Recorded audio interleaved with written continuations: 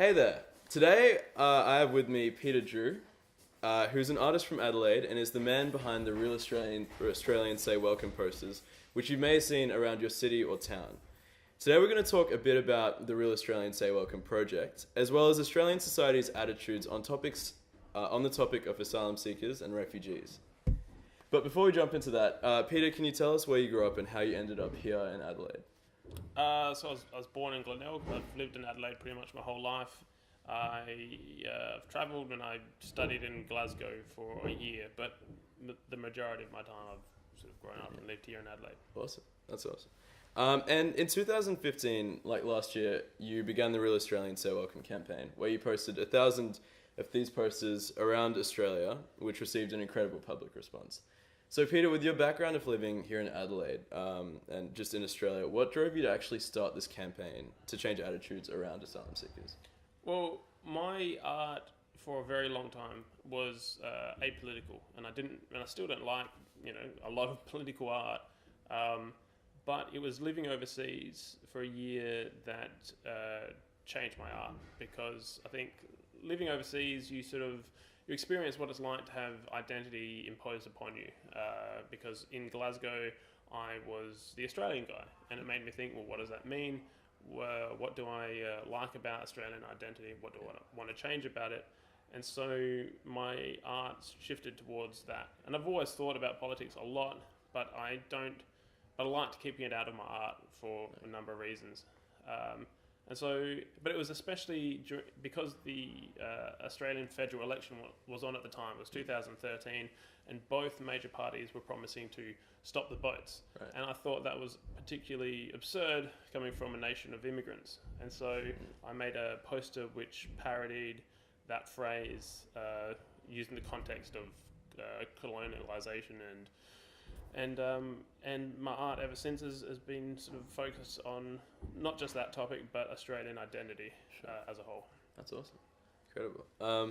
Cool. A really interesting thing which you've posted about on your social media is how Pauline Hansons' old fish and chip shop is now owned by a Vietnamese refugee couple, which is pretty incredible. Do they have one of these posters in there as well? Or I think gave I them saw her one. holding. Yeah. But I don't know whether she has it. I haven't been back there since, to be honest, because Okay. Ipswich is a long way away. But and also that the fish and chip shop is actually out of Ipswich. It was quite a trek to get there. But it's a great story. I mean, it's irony. I mean, the fact that she famously stood up in Parliament and said, "We're in danger of being swamped by Asians," and now two former asylum seekers are running her old fish and chip shop, and and don't even really know who she is. That was surprising to me. I sort of asked, like, "Do you know who used to run this store?" And she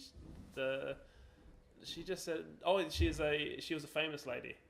She didn't know why she was famous. She just thought this store used to belong to a famous lady. And I thought that was kind of nice that it sort of, and I guess she's famous again now. But it was sort of it's ironic, and it just, I don't know. Apparently, Pauline has sort of moved on from fearing Asians. Now she fears Muslims, Exactly, and so it sort of shows the it's sort of duplicitous in a lot of ways that you can sort of move from one object of fear to another. Exactly. Yeah. And I think that teaches you something about fear and how it never really goes away. Definitely, yeah. Just on Pauline Hanson, actually, like one of the shocks of this year's election was how she was voted back in. And on her agenda of fear and terror against Muslims, and I guess in turn that means asylum seekers as well. So, like, just on that topic, like over 600,000 Australians voted for her One Nation party. Yeah. And so I wanted to ask you, why do you think that Australians are voting for her when her xenophobic agenda, when really like things should be progressing and getting better as we become more and more tolerant? Yeah, I think there's a lot of sort of unhelpful rhetoric on both sides. Obviously, on sort of the sort of far right conservative side, but the reaction against it, this sort of panicked hysteria that, oh my God, she got voted in. I don't think that's equally, perhaps not equally, but it's also unhelpful, and it sort of it feeds the other side. Sort of the more people pull away from the centre. And so I guess I was surprised, but I'm not sort of. But the more I think about it, the less surprised I am that she's back in. And I see it as an opportunity to have a more reasoned debate and sort of address the things which she's trying to address, Yeah. but do it in a rational way, which draws people back together again. Because that's ultimately why she's here, is because she is forcing discussions on things which were previously avoided. To the perhaps, I mean, the people spoke about sort of Islamic immigration and halal food beforehand, but I guess she's managed to exploit what is to a large extent just paranoia. Yeah. But it's kind of good to force people to have a rational discussion about I guess progressive Islam as well. And that's the obvious way to counter the Pauline Hansons of this world. Definitely. But I definitely sort of urged people to take that route rather than, oh my God, well, what are we going to do to stop Pauline? Yeah, I think that definitely. is just intellectually, what's the word? Impoverished. Yeah. Okay. Yeah. Definitely. So I guess on the note of having rational discussions about what she's like, sort of her agenda against Muslims. What would you say that Australian society who hold views which are seen as racist or bigoted need to realise about asylum seekers? Oh, that they're not a threat. I mean that they've been chosen by politicians because they are incredibly vulnerable, and no one's really going to be able to stand up for them. They're a scapegoat.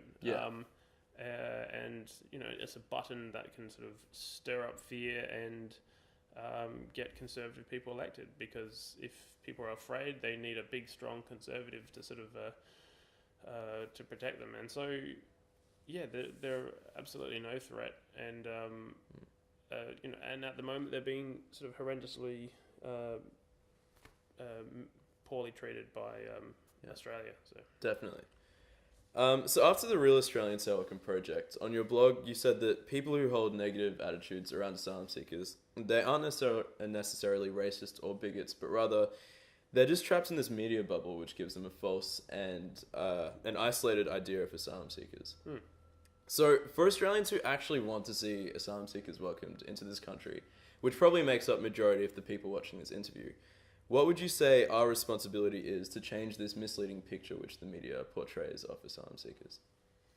I think just to communicate about it in a calm and in honest way, but I guess to not use the topic in a self-indulgent way, and that's sort of, by which I mean it's not about making us feel good and pushing and casting the other side as fearful bigots. I just see that as sort of self-serving. You have to stay calm and do your best to educate the other side. But I mean, it's difficult, because if you go there with that sort of condescending attitude of I'm going to educate you about this, you sort of get into trouble also. It's I don't know. It's difficult. You just have to communicate in a clear and calm way. Sure. Okay. Awesome. And just last question, can you tell us a bit about the Ozzy project, about Monga Khan, just what that is about and how that started? Well, it was halfway through doing the Real Australian Say Welcome project. I took the GAN up to Darwin, and I'd known about that as a kid, and that was how I'd learnt about camellias in Australia and camels in Australia, and it's just such a cool part of Australian history. I mean, it's just interesting, and I thought that would be a great thing to explore for the next project. So that's when I started thinking about it. And then as the Real Australian Say Welcome project sort of wrapped up, I did a whole bunch of research and found thousands of photographs in the Australian National Archive of people who applied for exemptions to the White Australia policy. And Monga Khan was just one of those people. I chose his photograph because it was a great photograph, but also because he is a Muslim man, and Muslim men, perhaps more than any other group, have an undue amount of fear projected upon them in contemporary Australia. So I thought, well, pick this Muslim man from 100 years ago who lived in Australia, worked here for the majority of his life, and not only lived here but chose to come back. And I think that's very important that he chose to be here. For whatever reason. And I mean, that says something about his attitude towards this place. Definitely. Despite, all of the sort of conservative views that were around at the time. And so, the idea is to not only make him famous, but to make him into a folk hero.